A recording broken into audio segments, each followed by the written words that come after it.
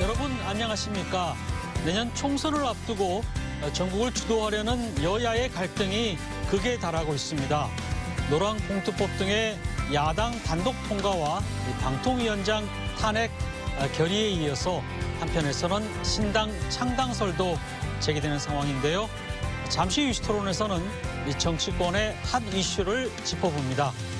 뉴스보다 맛집에서는 찬바람 불면 시작되는 또 하나의 계절이죠. 김장철을 앞두고 더욱 깊어지는 맛과 향을 찾아 홍성으로 떠나봅니다. 뉴스 크리에이터 시선 잠시 후에 뵙겠습니다. 뉴스 크리에이터 시선 첫 순서는 한 주간 뜨거웠던 뉴스를 콕 집어 소개합니다. 취재기자인 뉴스픽 보도국 이수복 기자 나와 있습니다. 어서 오세요. 네, 안녕하세요. 네. 자, 뉴스픽 이수복 기자, 오늘의 키워드는 어떤 겁니까? 네, 오늘의 키워드는 슬그머니입니다. 슬그머니요? 그게 무슨 내용입니까? 예, 9월 4일 공교육 멈춤의 날 사흘 뒤인 7일이죠. 대전의 한 초등교사가 숨지고 교권을 보호해야 한다는 목소리가 우리 지역 내에서도 터져 나왔는데요. 이에 대전교육청은 학내에서 학생들이 큰 문제를 일으켰을 때 어떻게 해야 하나 학생생활지도 예시안을 발표했는데요. 이 예시안이 각 학교에 배포되는 과정에서 중요한 사람이 슬그머니 빠졌습니다. 중요한 사람이 누구인지도 궁금하고 이게 또 어디서 이렇게 빠졌다는 거죠? 예, 바로 학교장, 네. 교장 선생님입니다. 지난 9월 교육부의 학생생활 지도에 관한 고시 발표 이후 대전교육청에서도 이 예시안을 만들어서 대전 지역 내 학교에 각 학교에 배포를 했습니다. 이 예시안에는 학교 안에서 학생들이 큰 싸움을 일으켰을 때 그리고 또 학교 폭력이 있을 때와 같이 교사들의 힘만으로 학생들을 중재하거나 처리하지 못할 때를 대비해서 학교장이 직접 나서서 학생들을 인계하고 또 학교장이 지정한 장소에 분리하고 또 학교장이 직접 학부모들과 연락을 주고받도록 하는 내용이 명시됐는데요. 그런데 이제 일부 학교에서는 예시안에 맞게 학칙을 바꾸는 과정에서 학교장이라는 단어를 슬그머니 삭제하거나 변형을 했다는 겁니다. 좀 이해가 안 되는 부분이 있긴 한데 어찌됐든 간에 학교장이라는 이름이 이제 빠진 거잖아요. 예. 이게 이제 왜 문제가 되는 건지 그 설명을 좀 듣고 싶네요. 예, 학교장이라는 이름을 빼는 행위는 책임 회피이자 보신주의적 태도라고 볼 수가 있습니다. 교사들의 잇따른 죽음 뒤에 학교에서 교사들을 제대로 보호하지 못했다라는 반성이 이어졌습니다. 단적인 예로 숨진 대전 교사께서 학부모로부터 악성 민원에 이제 시달릴 때 네. 당시 교장과 교감은 교사의 도움 요청을 묵살해서 논란이 일기도 그렇죠. 했잖아요. 근데 이런 반성 때문에 교장 등 학교 관리자가 책임지고 보호해야 한다는 내용을 담아서 학생생활지도 예시안에도 교육청이 학교장이라는 단어를 적어 넣은 겁니다. 그런데 일선학교 학칙을 개정할 때에는 학교장이라는 단어를 쏙 뺐다는 건 나중에 커다란 학교폭력 사건 이런 사건들이 발생하면은 우리 학교 학칙에는 학교장이라는 단어가 없으니까 책임을 마냥 돌릴 수는 없다. 이렇게 빠져나갈 수 있는 여지를 주게 됩니다. 그러면은 그렇죠. 교권보호 대책이란 개정 취지가 일선 교육 현장에서는 충분히 왜곡이 될 수가 있다는 거죠.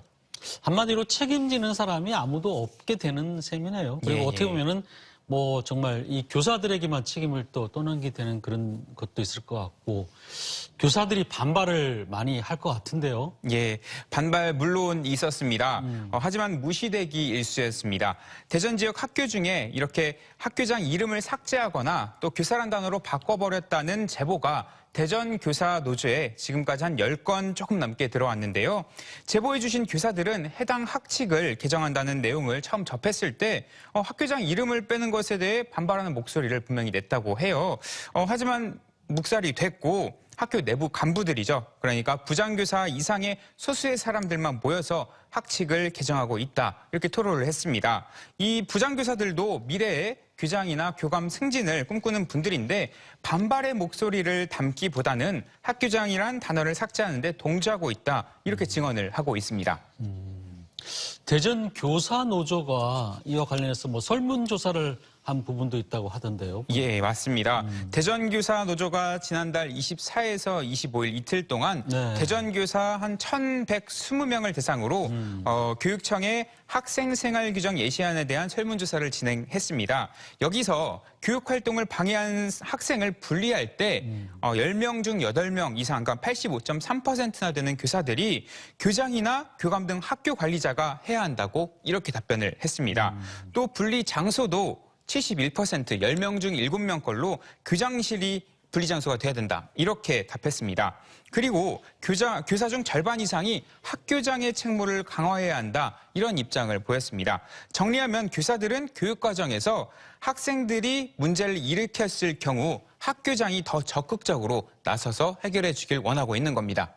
그게 아마 상식적인 생각이지 않을까 싶은데 교장 선생님들이 이에 대해서 또 어떤 입장인지도 좀 궁금하고 이 다들 점잖으신 분들이라 좀 오히려 빼는 게 더 쑥스럽지 않을까 이런 생각도 할 것 같기도 한데 네. 어떻습니까? 저도 그게 궁금해서 예. 그 학교장이라는 단어를 삭제한 학교 리스트를 좀 받아가지고 직접 전화를 한번 걸어봤어요. 예. 근데 상당수의 그 교장 선생님들은 받질 않으시거나 예.